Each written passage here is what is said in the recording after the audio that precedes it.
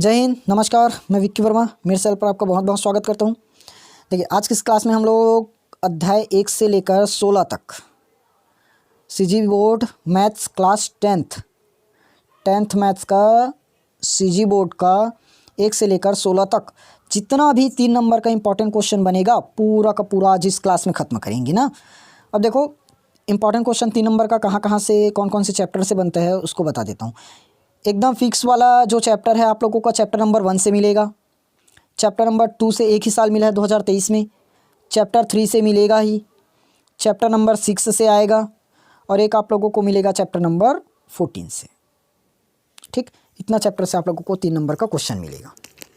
चलिए देखें, चैप्टर 1 से स्टार्ट करें और आप लोगों का इंपॉर्टेंट क्वेश्चन मैं इसके पहले 2 नंबर वाला क्वेश्चन दे दी हूँ। अगर आप लोगों ने पिछला क्लास देखा नहीं है तो उस क्लास को देख कर आइए ना, क्योंकि हम लोग एक सीरीज़ चला रहे हैं जिसमें से पूरा 1, 2, 3, 4, 5 और 6 1 से लेकर 6 तक पूरा इंपॉर्टेंट क्वेश्चन करा रहे हैं। तो 1 और 2 नंबर वाला देखे नहीं हो तो उसको पहले देख लेना ना, उसके बाद 3 नंबर वाले में आना। ठीक, क्योंकि पूरा कवर करना है अपने को। चलिए आए, देखो चैप्टर नंबर 1 से 3 नंबर वाला कौन सा क्वेश्चन बनेगा। देखो, यदि x-1 px का एक गुणनखंड है तो हमें k का मान बताना है। वैसे ही सेम ये वाला भी क्वेश्चन है, गुणनखंड है तो k का मान बताना है। उसके बाद सिद्ध करना है 2x³ plus x² - 5x plus 2 है तो x प्लस 2 से भाग करने पर शेषफल 0 है।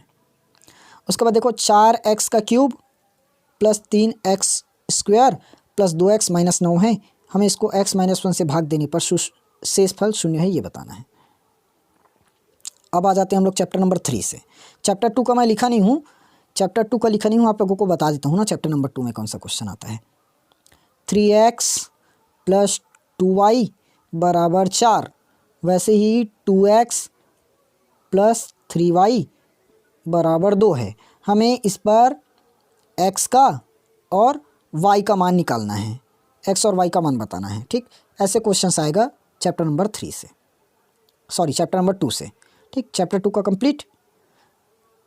चलो अगले क्वेश्चन पर आते हैं। अच्छा, एक चीज़ और, वो अद्वितीय हल, अनेक हल और समांतर हल वो वाला आएगा ना, कोई हल नहीं, सॉरी समांतर रेखा होगी। चलो अब चैप्टर नंबर 3 पर आ जाते हैं। देखो चैप्टर नंबर 3 पर क्या बोला है, वर्ग समीकरण x² - 5x प्लस 6 बराबर 0 है तो मूलों की प्रकृति बतानी है। 4x² - x प्लस 1 है, इस पर भी मूलों की प्रकृति बतानी है। ये मूलों की प्रकृति वाला है। 4 नंबर से यहाँ पर हमें इस समीकरण को हल करना है। 9x² - 3x - 2 बराबर 0 है तो हमें समीकरण को हल करना है। 3x का वर्ग प्लस 7x प्लस 2 है बराबर 0 है, इस समीकरण को हल करना है। 3x का वर्ग माइनस 11x प्लस 10 बराबर 0 है, इसमें भी समीकरण को हल करना है। देख लो, तीनों क्वेश्चन में हमें मूलों का योगफल और गुणनफल ही बताना है। मूलों का योगफल और गुणनफल तो बता लोगे आराम से। योगफल और गुणनफल पिछले क्लास में भी किए।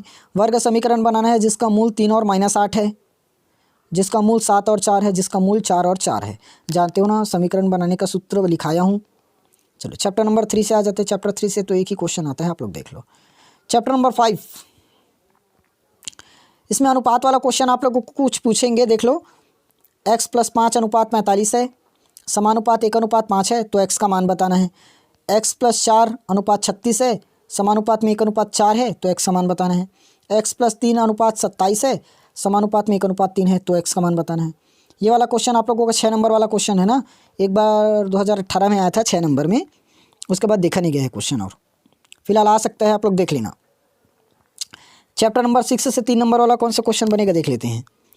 उस सरल रेखा की समीकरण ज्ञात कीजिए जिसकी प्रवणता 10/3 है तथा रेखा बिंदु 10/5 से होकर जाती है। प्रवणता से क्वेश्चन मिल रहा है। x और y के बीच संबंध ज्ञात करने हैं ताकि बिंदु x y 7, 1 और 3, 5 से क्या है, समदूरस्थ है। एक रेखा बिंदु 8, 5, 10, 6 से होकर जाती है तो उसकी हमें प्रवणता बतानी है। एक रेखा बिंदु 3, 7, 6, 8 से होकर जाती है तो हम इसकी भी प्रवणता बतानी है। उस सरल रेखा का समीकरण ज्ञात कीजिए बोला है जिसकी प्रवणता 7/3 है। प्रवणता क्या है, 7/3, और रेखा बिंदु 6, 0 से होकर जाती है। ठीक, इस तरह से आप लोगों को 6 क्वेश्चन है। 7वां क्वेश्चन, 8वां क्वेश्चन मैं पढ़ देता हूँ, देख लो। उस सरलरेखा का हमें समीकरण ज्ञात करना है। प्रवणता दिया है 5/3 और बिंदु 3 0 से होकर जाती है। ठीक, इस तरह से आपका ये वाला कंप्लीट। चलिए अब आ जाते हैं 15 चैप्टर 3 नंबर वाला क्वेश्चन। 15 चैप्टर से ना मैं 3 नंबर वाला और 4 नंबर वाला दोनों एक साथ ही कराऊंगा।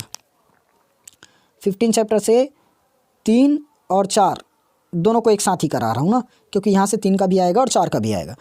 तो यहाँ से दोनों को एक साथ इसलिए करा रहा हूँ क्योंकि यहाँ से ना हमें पता नहीं चलता कि कौन सा क्वेश्चन 3 में है, कौन सा क्वेश्चन 4 में है। दोनों एक ही टाइप का देंगे, दोनों एक ही टाइम देंगे, एक ही टाइप का आएगा, इसलिए एक साथ ही करा रहे हैं। चलो देखें, एक बेलन का व्यास 14 सेंटीमीटर है, ऊंचाई 10 सेंटीमीटर है। हमें निकालना है बेलन का वक्र पृष्ठ। उसी प्रकार क्या दिया है, बेलन का व्यास इस बार 10 दिया है, ऊंचाई 7 दिया है। हमें बेलन की आयतन ज्ञात करना है। उसके बाद बेलन का व्यास 12 सेंटीमीटर है, ऊंचाई 14 सेंटीमीटर है। संपूर्ण पृष्ठीय क्षेत्रफल ज्ञात करना है। फिर बेलन के आधार की परिधि 88 सेंटीमीटर है, ऊंचाई 10 सेंटीमीटर है। आयतन ज्ञात करना है। ये पूरा क्वेश्चन आप लोग पढ़ोगे सेम टू सेम क्वेश्चन से। मैं अर्धगोला वाला बता देता हूँ, बेलन से पूरा क्वेश्चन पढ़ लेना ना। पूरा क्वेश्चन पढ़ना अभी पॉसिबल नहीं है, बहुत ज़्यादा लंबा हो जाएगा क्लास। 8 सेंटीमीटर व्यास वाले अर्धगोले का वक्र पृष्ठ बताना है। 9 सेंटीमीटर व्यास वाले अर्धगोले का वक्र पृष्ठ बताना है। 14 सेंटीमीटर व्यास वाले अर्धगोले का वक्र पृष्ठ बताना है। मैं आप लोगों के लिए पूरा का पूरा प्रीवियस ईयर का ही निकाल कर लाया हूँ। इसमें देखो 7 सेंटीमीटर व्यास का दिया है अर्धगोला, 14 सेंटीमीटर और 6 सेंटीमीटर। ऊपर में आया भी है, देख लो 8 9 14 आया है, 8 9 14 वाला आया है ना। और 2023 में 7 14 और 6 आया है, मतलब ये आ चुका है आप लोगों की बोर्ड एग्जाम में, 2 बार रिपीट हुआ है। 16 क्वेश्चन में क्या बोला है, आधार की परिधि 88 है, ऊंचाई 10 है, आयतन निकालिए बोला है। वैसे ही गोले का आया इस बार, गोले का आयतन ज्ञात करना है। क्षेत्रफल 154 सेंटीमीटर स्क्वायर है। गोले का पृष्ठीय क्षेत्रफल 616 वर्ग सेंटीमीटर दिया है। आयतन ज्ञात करना है। 18 क्वेश्चन में क्या बोला है, 2 सेंटीमीटर त्रिज्या वाली 64 गोलियों को पिघलाया जा रहा है और पिघलाकर एक बड़ा गोला बनाया जा रहा है। तो बड़े गोले की अपने को त्रिज्या बतानी है। 19 नंबर में क्या बोला है, देखो एक गोले का व्यास 12 सेंटीमीटर है, गोले का पृष्ठीय क्षेत्रफल और आयतन ही निकालना है। यदि एक शंकु के आधार का व्यास 14 सेंटीमीटर है, ऊंचाई 24 सेंटीमीटर है, संपूर्ण पृष्ठ का क्षेत्रफल और आयतन निकालना है।